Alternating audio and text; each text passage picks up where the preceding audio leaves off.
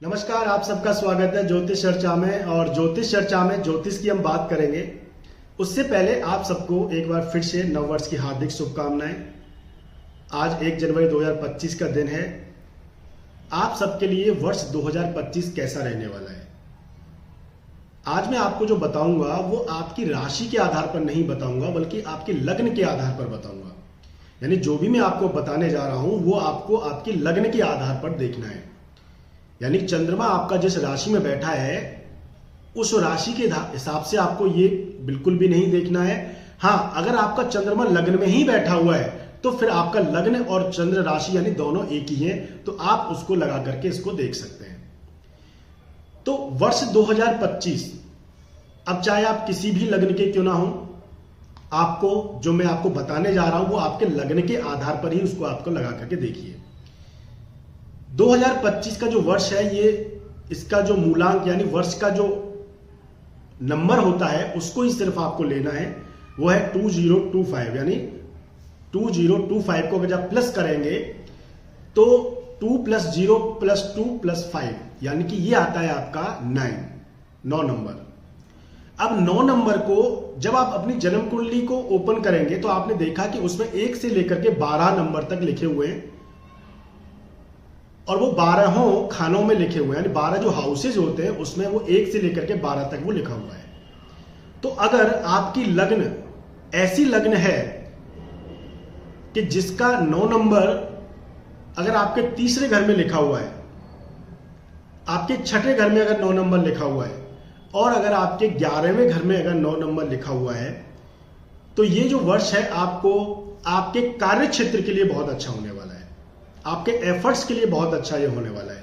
यानी कि जो समय आपका साथ नहीं दे रहा था, जो एफर्ट्स आपके निकल के नहीं आ रहे थे, वो अब यहां पर आपको उसका फल आपको पूर्ण रूप से देखने को मिलेगा। ऐसी लग्न वालों के लिए जिनका 9 नंबर सेकंड हाउस में लिखा हुआ है, जिसका 9 नंबर 5वें घर में लिखा हुआ है, जिसका 9 नंबर चौथे घर में लिखा हुआ है, और जिसका 9 नंबर 7वें घर में लिखा हुआ है, जिसका 9 नंबर 9वें घर में लिखा है या फिर 11वें घर में लिखा है, ध्यान से समझिएगा। वो लगने वाले व्यक्ति जिनका 9 नंबर यानी धनु राशि जिनकी सेकंड हाउस में, 4th हाउस में, 5th हाउस में, 7th हाउस में, 9th हाउस में और 11th हाउस में अगर पड़ती है, तो आप निश्चित मानिए ये समय आपके लिए यानी कि वर्ष 2025 है, ये बहुत ही अच्छा आपके लिए रहने वाला है। पैसा, धन, संपत्ति, मान सम्मान, सुख समृद्धि, नए एक मेंबर का आगमन घर में, आपकी क्रिएटिविटी, आपकी जो इंटेलेक्चुअलिटी है, आपकी बुद्धिमत्ता बहुत अच्छा आपको सपोर्ट करने वाली, यानी कहे तो आप उसका सही यूज जो है इस 2025 में करने वाले हैं। और जो अगर आप देखते थे कि जो जिन चीजों को आप एक्सप्लोर करना चाहते थे वो नहीं कर पा रहे थे किसी कारण से, वो अब 2025 में आपको देखने को मिलेगा। धन, पैसा, भाग्य आपका साथ देगा। धर्म से रिलेटेड आप काम करने लगेंगे और धर्म में आपकी विशेष रुचि देखने को मिलेगी। धार्मिक यात्राओं का योग आपके लिए बन रहा है। चहुं ओर से लाभ, यानी कि आपकी जो विश है वो फुलफिल होने वाली है। भगवान की कृपा आप उसको कह सकते हैं, वो इन लगन वालों के लिए, यानी कि कहें तो ये जो मैंने आपको नंबर बताया कि जिसका 9 नंबर यानी धनु जो राशि है, जिसका सेकंड हाउस में पड़ता हो, जिसका 5वें या चौथे घर में पड़ता हो। अब सेकंड हाउस में किसका पड़ेगा, तो यानी कि वृश्चिक लगन वालों का, या 5वें घर में धनु किसका पड़ेगा, तो यानी कि सिंह लगन वालों का। यानी उसी हिसाब से आपको देखना है कि 9वें घर में धनु जो राशि है वो किस लग्न वाले व्यक्तियों के लिए पड़ने वाली है।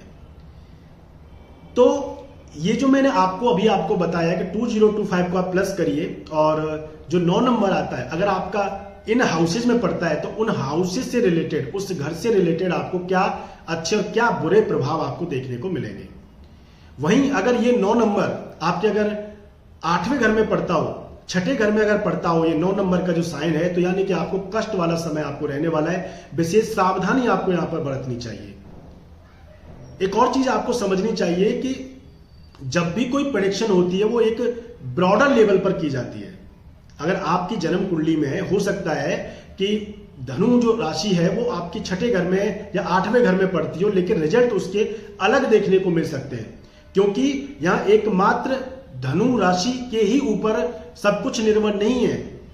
आपकी लग्न है, आपके लग्न में 12 जो हाउसेज हैं उनमें 12 अलग अलग राशियां, उनमें ग्रह बैठे हैं, कहां आपके शनि बैठे हैं, कहां आपका गुरु बैठा है, कहां आपके सूर्य बैठा है, मंगल राहु केतु बैठे हुए हैं, उनकी दृष्टियां कैसी हैं, उनका प्रभाव कैसा है, ये भी इस पर निर्भर करता है। लेकिन वो चाहे कैसी भी स्थिति में बैठे हों आपकी जन्म कुंडली में, लेकिन जो मैं आपको बता रहा हूं कि जिनका धनु राशि, जिनका इन हाउसेस में पड़ेगा, जो मैंने अभी आपको बताया है, लेकिन रिजल्ट आपको उसी से ही रिलेटेड मिलेंगे देखने को।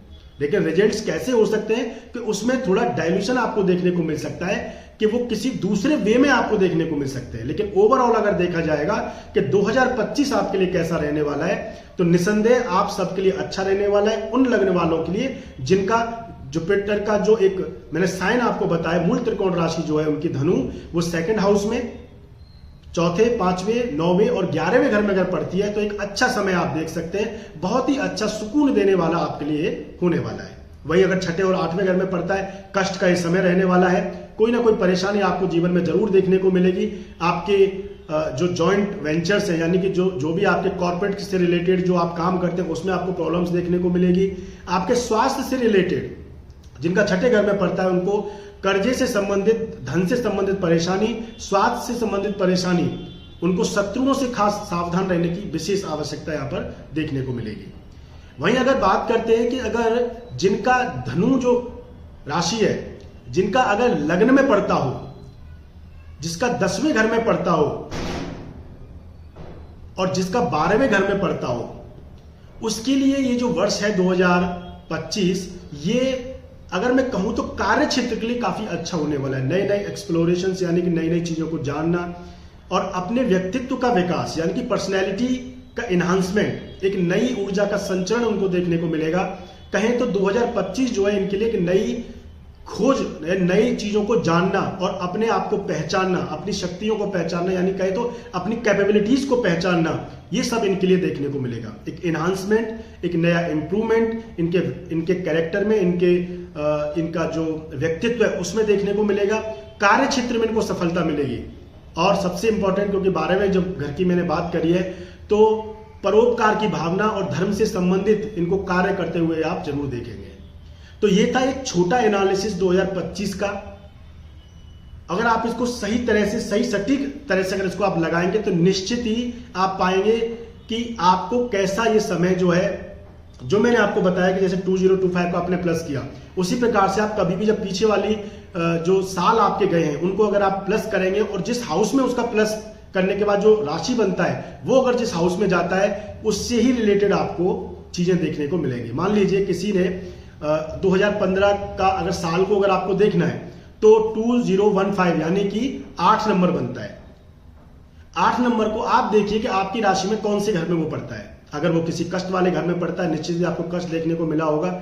लेकिन वहीं पर कष्ट के साथ साथ आपको जीवन में ज्ञान की भी वृद्धि हुई होगी। क्योंकि मैं आपको कह रहा हूं, क्योंकि देखिए, कष्ट मतलब 8वां घर, लेकिन 8वां घर गुप्त विद्याओं को जानना, अपने आप को एनहांस करना, अपने बारे में जानना, जीवन के रहस्य को जानना, मृत्यु के बारे में जानना, मृत्यु के सत्य को जानना। क्या ये चीजें बुरी हैं? क्या ये चीजें कष्टदायी हैं? ये चीजें तो अच्छी हैं, इनको जानना, लेकिन ये सब चीजें कष्ट के बाद ही मिलता है। तो इसीलिए जब आप इसको मैटेरियल अप्रोच, यानी भौतिक जीवन के उस परिप्रेक्ष्य में देखते हैं, तो आपके लिए कष्ट देने वाला ये होता है समय। लेकिन जब सोना जो होता है, जितनी ताप में जाता है, जितनी वो अग्नि में जाता है, उतना ही वो निखर के आता है। तो अब आप इसको किस तरह देखते हैं? आप अपनी सोच, अपनी विचार से आप इसको समझ सकते हैं कि वो समय सोने की, अगर उस खनक को देखा जाए, तो वो जो तपा हुआ सोना था, जब वो तप रहा था, तो क्या वो बुरा समय था? निश्चित ही बुरा था। लेकिन उसके बाद जो रिजल्ट आता है, वो कैसा समय था? वो बहुत अच्छा समय था। सब उसी ज्वेलरी को सराहने लगते, कितनी अच्छा सुंदर ज्वेलरी है। लेकिन वो ज्वेलरी जब वो तप रही थी, वो सोना तप रहा था, तो उस तपन को कोई नहीं पहचान पाता है। तो निश्चित ही वो कष्ट वाला समय जरूर होता है, लेकिन कहीं ना कहीं आपको उसमें एक अच्छाई देखने को मिलती है। लेकिन चूंकि हम चीजों को जब देखते हैं तो भौतिक परिप्रेक्ष्य में देखते हैं, यानी आज आपको मानसिक रूप से, कोई शारीरिक रूप से अगर कोई कष्ट होता है, तो आप समझते हैं कि बुरा समय है। लेकिन उसके पीछे की जो अच्छाई होती है, जो आपको मिला होता है, चाहे वो एक एक्सपीरियंस ही क्यों ना हो जिंदगी का, लेकिन वो उस चीज के बारे में आप कभी बात नहीं करना चाहते हैं। यानी कि वो उसी प्रकार से जैसे ज्वेलरी के बारे में सभी बात करना चाहते हैं, कितनी अच्छी सुंदर ज्वेलरी बनकर तैयार हुई है, लेकिन उस तपन के बारे में कोई बात नहीं करना चाहता है जिस समय वो ज्वेलरी तैयार हो रही थी। यानी बुरा जो वक्त था। तो कुल मिलाकर के 2025, इससे आपको यह देखने को मिलेगा कि 2025 जिस हाउसेज में आपको पड़ रहा है, अच्छे घर में पड़ रहा है और या बुरे घर में पड़ रहा है, कष्ट वाले घर में पड़ रहा है, तो निश्चित ही आपको वहां पर कष्टों का सामना करना पड़ेगा। और अगर अच्छे घर में पड़ रहा है तो जो परेशानी आपने जीवन में देखी थी, अब उनको जाने का जो समय है वो जा चुका है। 2025 में एक नई ऊर्जा के साथ में आप काम करते देखे जाएंगे। धन की प्राप्ति, ऐश्वर्य की प्राप्ति, मान सम्मान की प्राप्ति, बाधाएं जो आ रही थी काम में आपके, वो सब यहां पर हटने वाली है। तो एकमात्र आपको, जो मैंने किसी राशि के ऊपर आपको नहीं बताया कि इस राशि का कैसा रहने वाला है या दूसरी राशि का कैसे रहने वाला है, एकमात्र आपको क्या देखना है, तो आपकी लग्न कौन सी है, इसके ऊपर आपको इसको देखना है। हाँ, चंद्रमा अगर आपके लग्न में ही बैठा है तो आपके चंद्र लग्न यानी और लग्न दोनों ही एक ही हैं, तो उस केस में आप वहां पर इसको लगा करके देख सकते हैं।